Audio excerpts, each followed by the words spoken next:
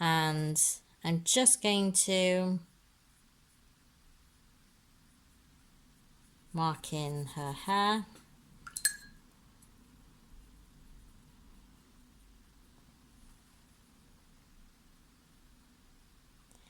And if you mark in her hair first, it'll get your flow going, you know. Don't worry about going over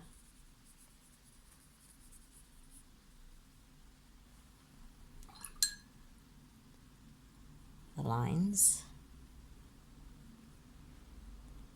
And then you can start going over her contours, like that. And then you can clean the brush.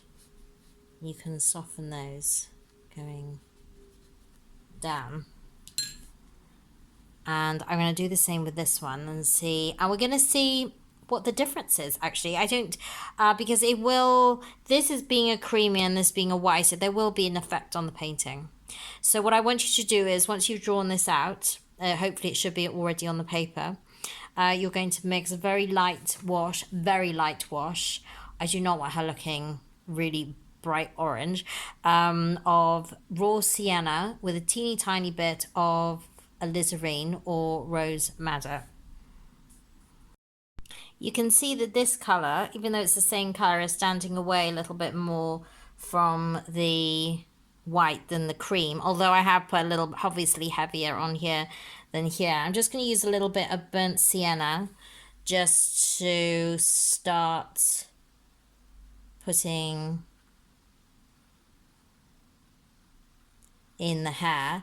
But what you want to do with the hair is, I'm using a Chinese brush and you're using it to get the flow of the hair, and I'm not doing it in you're not doing it separately hair by hair, but you're also doing it in blocks.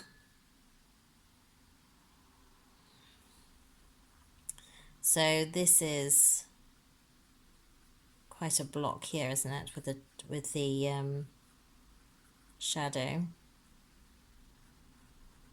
And if you need to soften those edges, you can dampen the brush, take off all the excess water, especially with a Chinese brush, and then soften those edges.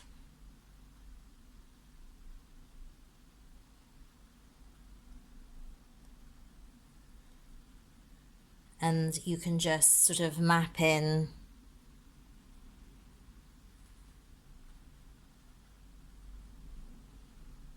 carefully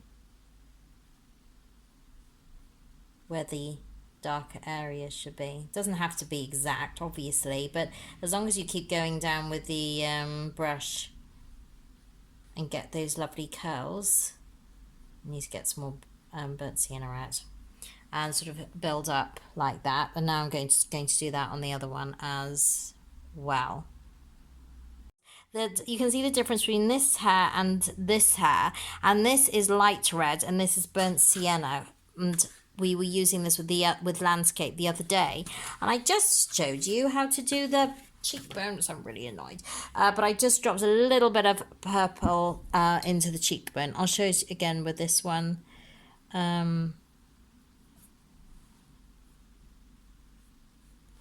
But I was also going over with burnt sienna with the hair.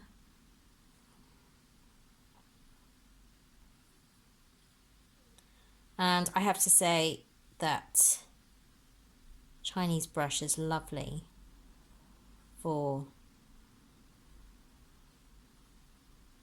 creating these tendrils coming down. You don't have to be precise, just to give a little impression. Like so. Just making sure that we're still recording. And so what I was going to show to you was that I also started doing little darker bits with the eyes. Now, I don't want you to use a Chinese brush for everything, so I would use a smaller brush. This is number 4 round, and so you can use detail. And what I did was here, was, try and get that in a bit closer.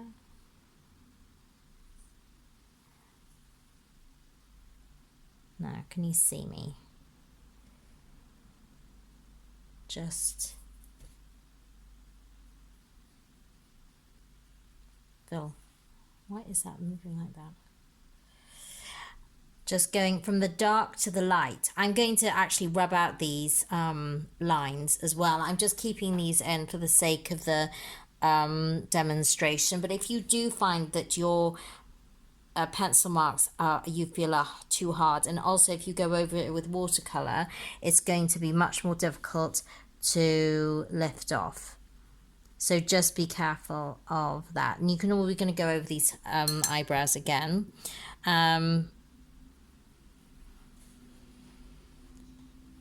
As well, but again, use a small brush. I'm putting in the nostrils as well. Okay, so under the eyelids, okay, you're going to have, there's always a little bit of shadow, and you're going to do this with, it's a mix of ultramarine with a little bit of brown, but it's like a grey, any kind of grey colour, really. And you can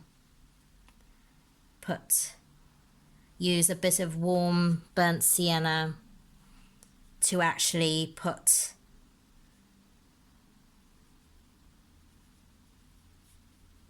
a bit more shading. Start to put a bit more shading in.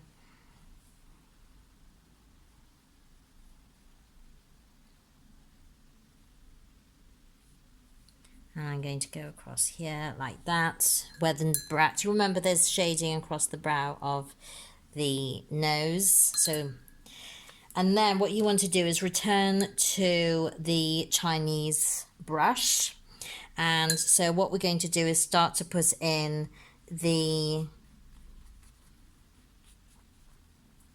a little bit more shading here.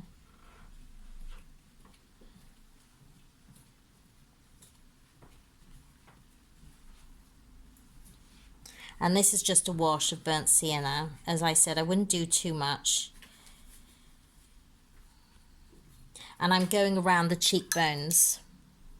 And if you want, you can either use there's a more of a cheekbone coming from underneath the ear. I actually prefer the purple.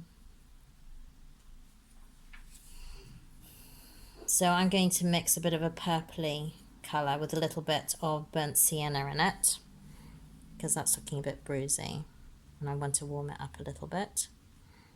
And then you can bring that into the hair,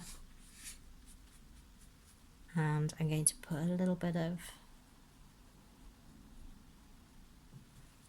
shadow. Do note that I'm putting shadow and then I'm just dampening the brush and softening the edges. I do like purple and red. Now, can I just say that if you don't like these color combinations, you actually can, because the colors that the book says for darker tones are cerulean, ultramarine, no, Payne's Grey, Viridian, and Cobalt, which I actually find quite odd. But again, a lot of artists use green,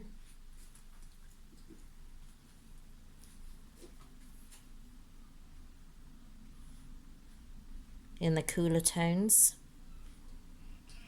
I've always liked purple and red though, purple and orange. I know it sounds a bit odd, but there you go.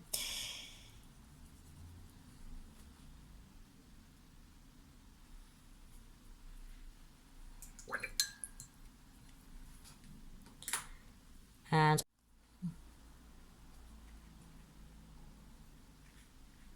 But note that I'm actually trying out colours when the paint is still damp, so I can still... Oh, that's better. That's definitely better. Okay, we're getting here.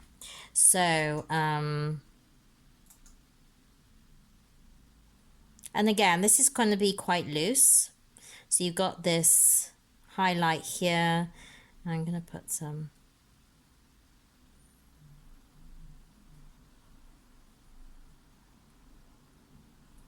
shadow under the nose.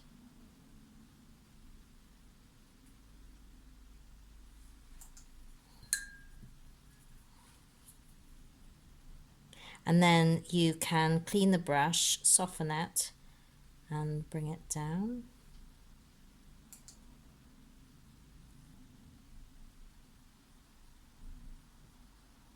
So be careful with the middle line for the mouth.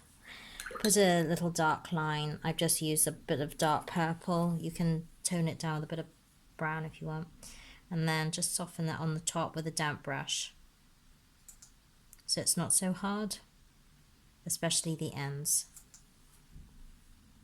Can you see that? It's given it a little bit of, and also that's gone.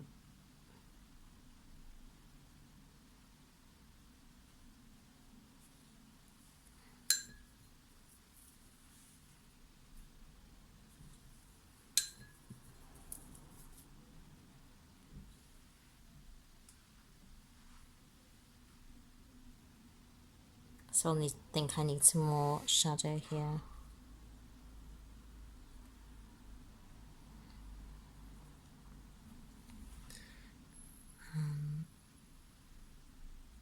We know why, because I haven't put the shadow, her eyelids in.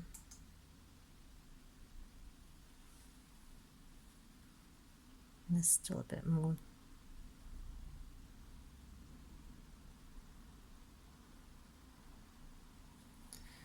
There.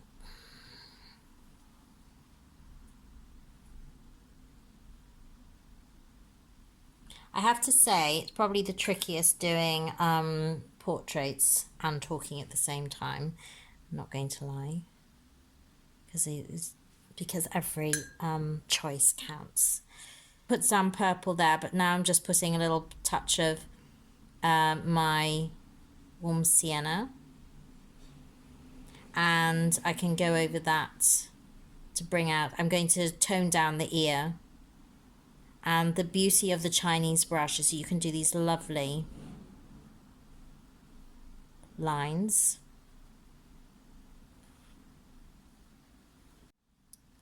Sort of as shapes and planes, so in solid masses, not individual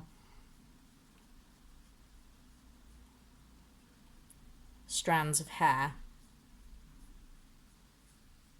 And so I'm using the dark brown as some shadow to darker tones, and I'm going to leave this as simply as possible and not do a solid mass against her skin, but try and follow those curls down.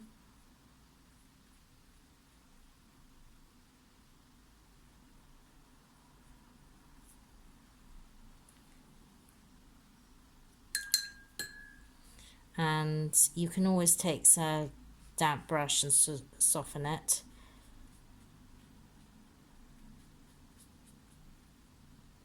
Kind of like it like that. You can, don't put green on it, Zoe, that would be a really bad mistake. I